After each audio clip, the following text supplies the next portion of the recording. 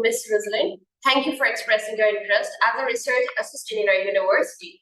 How are you doing today? Good afternoon. I'm doing good. Nice to meet you. Thank you for considering me for this opportunity. Likewise, it is a pleasure to meet you. Can you start by stating your age and occupation?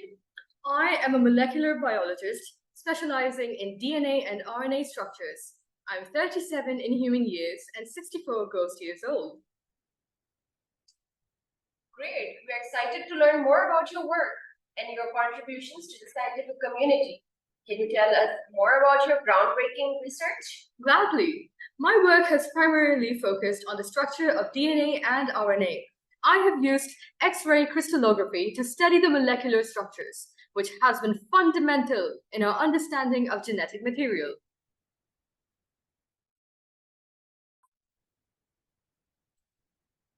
It's intriguing to know how significantly your work has impacted the field of molecular biology.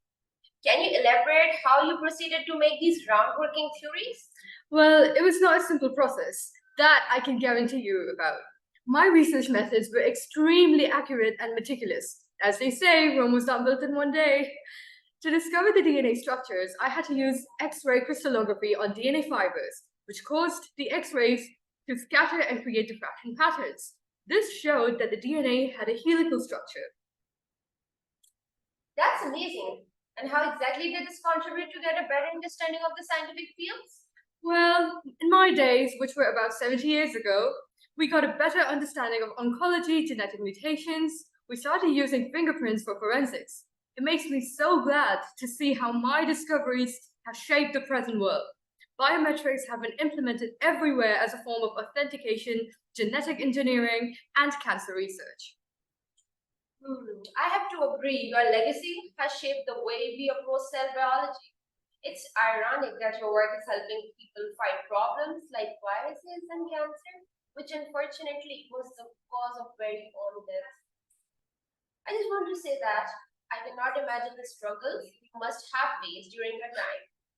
What was the most challenging part and how did you overcome these problems?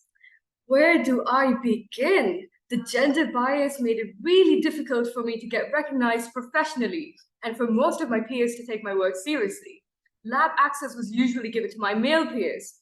I was constantly overshadowed by my male colleagues who would undervalue my work. They even had the audacity to not include me in collaborations and threw gender stereotypes in my way. I am glad to have some colleagues like Seyre, who got me my rightful reputation by publishing my work and my biography. I'm inspired by how you tackle these challenges. Despite women getting more rights in modern day than they did before, it pains me to say that sexism is still prevalent in this time.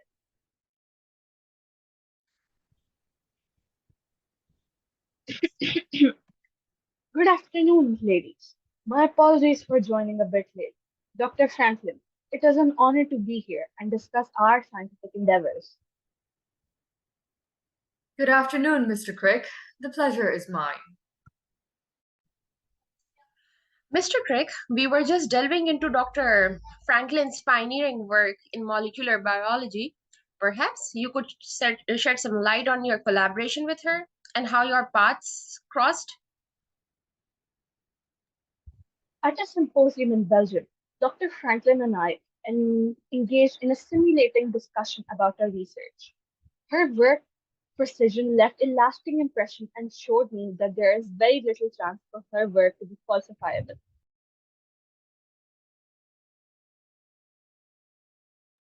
Mr. Crick, I have been reflecting on our respective research, and I've noticed several similarities between our approaches, particularly in using X-ray crystallography to unravel the structure of the DNA.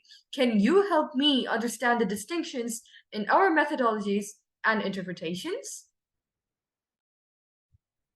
Well, Dr. Franklin, while we both utilized X-ray crystallography, our emphasis was somewhat different. My colleague, James Watson, and I were focused on deciphering the helical structure of DNA and its implications for genetics. Our approach was more theoretical, aiming to construct a model that was encapsulated in its functionality. I see. It is imperative to ensure that each researcher's unique contributions are acknowledged and accurately portrayed in the scientific community.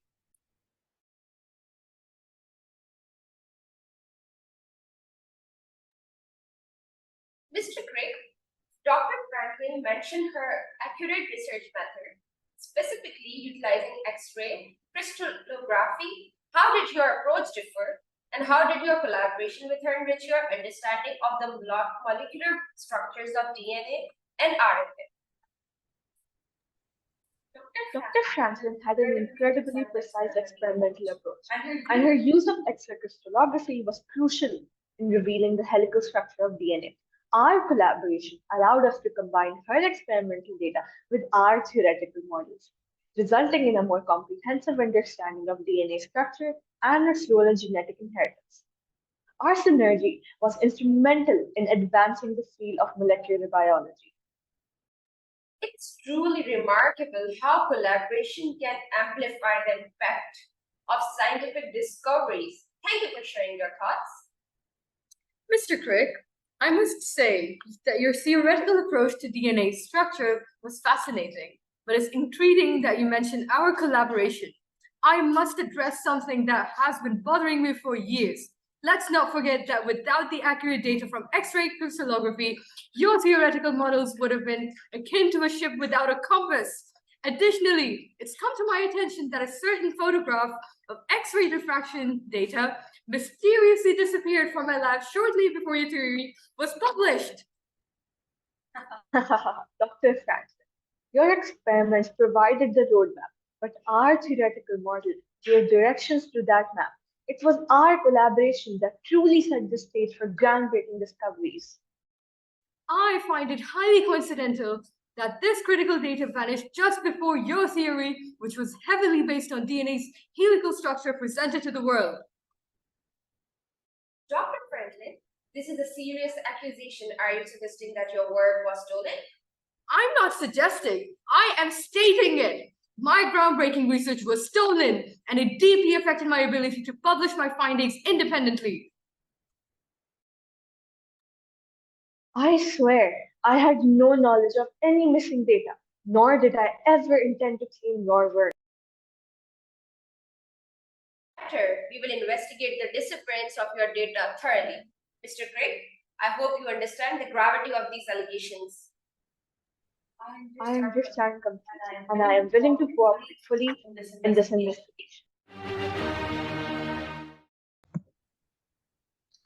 Hello, Anne. Thank you for joining us today. We would like to hear your thoughts on Rosalind Franklin's work, particularly her contributions to the understanding of the structure of DNA. Certainly, I'd be happy to talk about Rosalind Franklin and her groundbreaking work. Rosalind was an exceptional scientist whose contributions to the DNA story are often overlooked, but absolutely critical. Her work was instrumental in unraveling the structure of DNA. Some have argued that her work was not fully acknowledged during her lifetime. What are your thoughts on this? That is absolutely correct. Unfortunately, Rosalind Franklin did not receive the recognition she deserved. During her lifetime, her data was shown to James Watson and Francis Crick without her knowledge, and they used that information to develop their double helix model of DNA, which ultimately led to their Nobel Prize. This oversight was a significant injustice. All right. So, how do you think Rosalind's work has been perceived in recent years? In recent years, there has been a growing recognition of her invaluable contributions. She was a brilliant scientist who faced numerous challenges and obstacles, and I believe her legacy deserves to be celebrated for her pivotal role in one of the most important discoveries in the history of biology. In the context of Rosalind Franklin's work and the controversy surrounding it, do you think Crick and Watson appropriately credited her contributions? The credit given to Rosalind Franklin for her contributions to the DNA structure discovery that was a contentious issue. Initially, her work was not properly acknowledged, and her data was used by Crick and Watson without her consent. However, it is worth noting that in the subsequent years, both Crick and Watson did recognize her contributions more explicitly, and they acknowledged the importance of her DNA diffraction data in their own research. Thank you, Anne, for sharing your perspective on Rosalind Franklin's work and her legacy. It is essential to continue recognizing her significant contribution to the field of molecular biology. You're very welcome. It has been a pleasure to discuss Rosalind Franklin's work, and I hope that her story continues to inspire future generations of scientists.